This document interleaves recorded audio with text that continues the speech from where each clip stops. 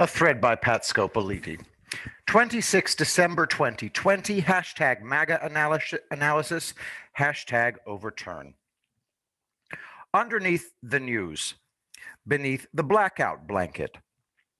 I thought to call today's meditation the death of the news cycle, but couldn't. It may be ill, one day it may die, but its power remains vast. And we're going to discuss that first. The purpose of the news cycle is obviously to grab and hook strong hold on your attention, on the national and global focus. The term narrative is anything but new, yet it appears to be the true driving force behind the news cycle anymore. There are verbs attached to this thing being a thing. A narrative is a noun, such as shaping, directing, and ultimately controlling it. I am, as won't surprise you, a control skeptic. I don't believe in it and wouldn't want it if it did exist. The real narrative is alive. I keep thinking about the history of the media and its sacred purpose in our republic.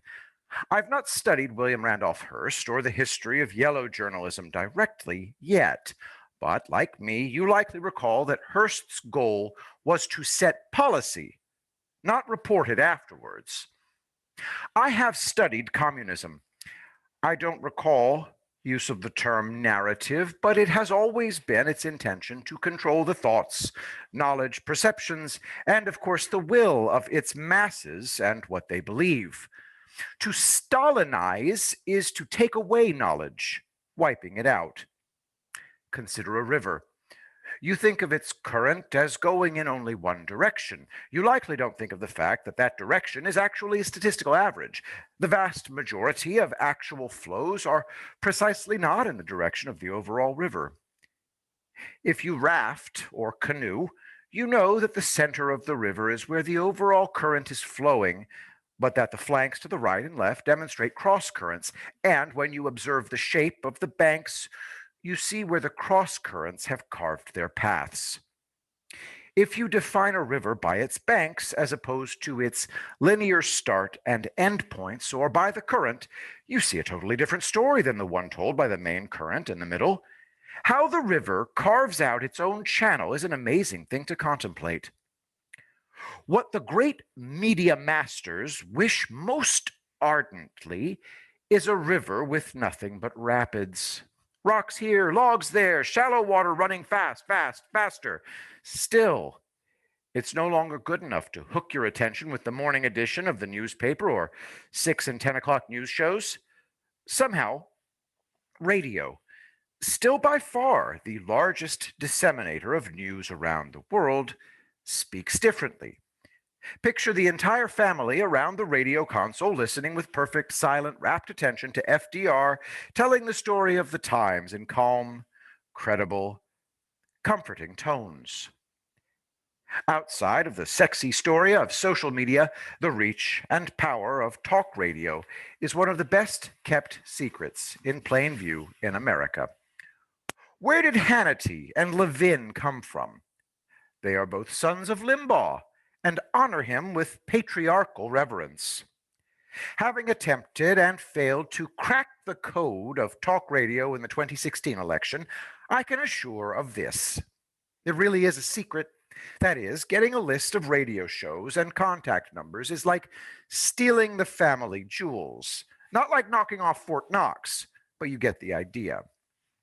If I ran things, the words control of the narrative would turn into something far more like seduce the narrative, coax, respect, love, honor, follow. Follow the true narrative.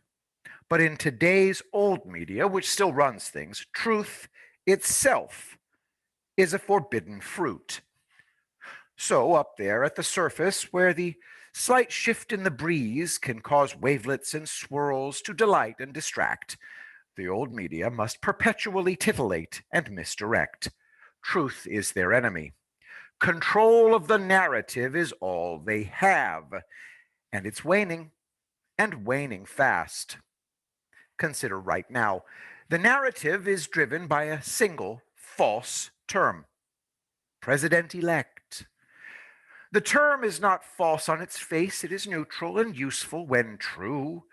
The truth is that Donald Trump is the incumbent and returning president, also the president elect, too. You know what the cabal and its old media minions did? They created a new thing called the office of the president elect. No such office ever existed before, and of course, its sole purpose is to make us believe a lie. We've discussed many times how ethics mandates we tell our friends the truth and we lie to our enemies. If you believe the old media are lying to you, and you do, then you know they are worse than merely not your friends. They are your enemies, our enemies. I'm not guessing about this.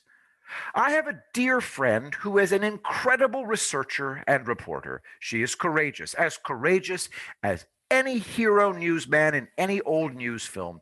She is the reality of what we believe the heroic news warrior team of Woodward and Bernstein to be.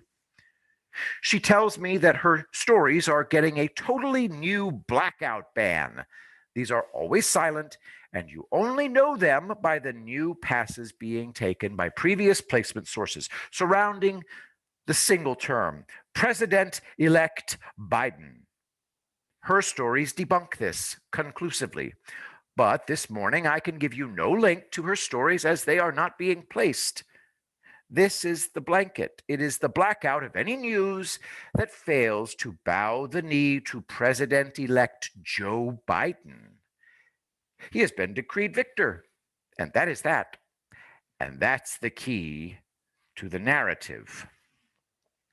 I've shared previously how both Kate Scopoliti and I were cold turkeyed by Fox over that exact term. Whenever we try to go back and forgive, the next story uses that term, and it's back to fictional TV shows. Boy, are we getting caught up on our favorite shows now. You completely understand that our purpose here is precisely the opposite. We're probably not scuba divers in the river. Air tanks create a lot of drag and are not easy to navigate in a strong current. No, we're more like snorkelers. The first thing a snorkeler learns to do is clear his mask and breathing tube. Snorkelers do a lot of diving down, but then they come back up for air and have a vastly reduced drag coefficient in the water thereby. They're agile. Oh, quick water story. While we lived in Cancun, I learned how to get out past the breaking, crashing waves coming in. You just dive under them, let the wave crash over you, rising up after and swimming till the next wave comes. Sometimes you do this once and you're out in the calmer, deeper water. Sometimes it takes 2 or 3 iterations. Once you know how, it feels like becoming a dolphin. No kidding. One more thing. As waves come, breathe in and hold, crest, breathe out, and surf down the backside. Once I learned how to do that, I came to feel that the ocean was breathing me, swimming me for me. I was a toy, a little bauble, but she liked me and took perfect care of me. One day I may convert and become a true believer in the religion of the goddess Oceania. Once you feel the power of the true story, the real narrative, it's positively addicting. That's why I love my Q friends so much. They're all addicted to the truth. The truth. They believe in it and will not stop until they have it. They need their fix. And now a cross current grabs hold of our canoe, shifting metaphors back, and we bop from old media narrative control and current real time blackout on any non president elect Biden stories over the other bank of our river. Education.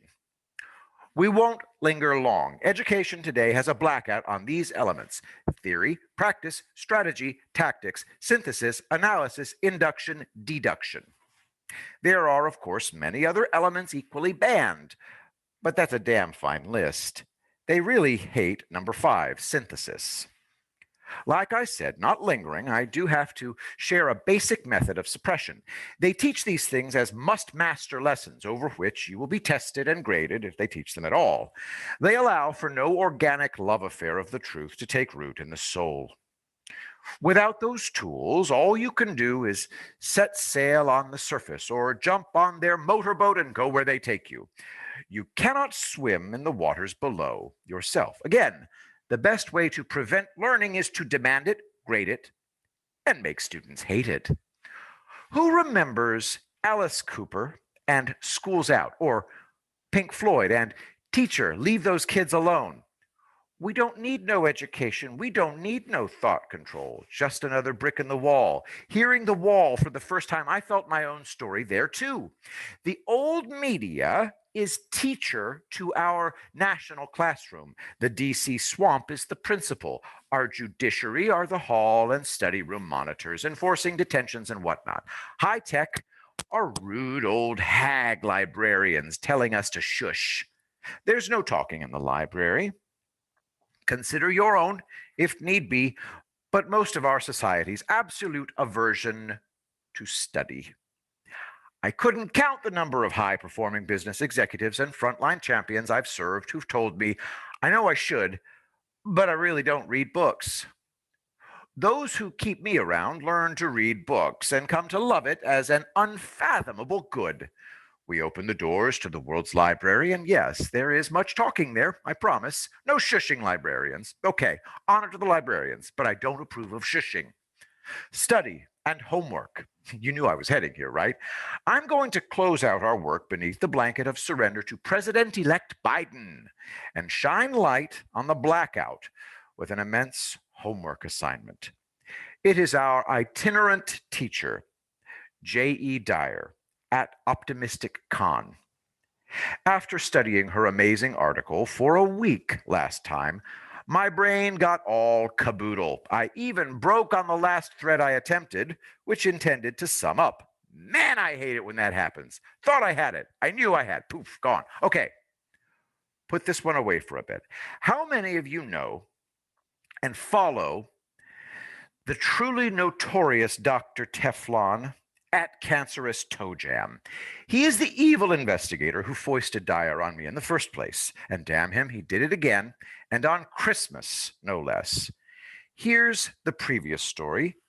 J.E. Dyer, libertyunyielding.com. In Trump's campaign to save the republic, we haven't seen the key supporting effort yet. Link in the thread. And here's yesterday's bomb. He even had the galling delight to tell me she's back. libertyunyielding.com, J.E. Dyer. The key supporting effort appears to be underway on Trump's operational timeline. Link in the thread. Turning momentarily considerate and nice, Dr. Toe Jam guided me like so. Do not try to master and fully comprehend every grain of sand. Just take in the big picture and enjoy the beach as a whole. I won't mention items 9 and 10. Yes, I withheld them. 9, zoom out. 10, zoom in. All right, already. You forced it out of me. Theory, practice, strategy, tactics, synthesis, analysis, induction, deduction, zoom out, zoom in, philosophy, ethics, execution. Bell's about to ring, kids. Don't forget to get your permission slips for the New Year's Eve party from your folks. Don't drink and drive. Sad to say it, but COVID is a thing, so be careful out there, okay? As far as your binders go, you'll need to print out our 2 stories, 3-hole, punch them, and whip them out of your highlighters, along with some notepaper. In the classroom, remember, we show our work, mistakes and all. We embrace mistakes here, but not sloth or failure to work. And remember, President Trump is our 45th president now, and will still be that until 2024. Oh, there's a big shindig in D.C. on January 6th. You'll want to book your rooms and travel arrangements, well, yesterday, till tomorrow's class. I will be the greatest president that God ever created.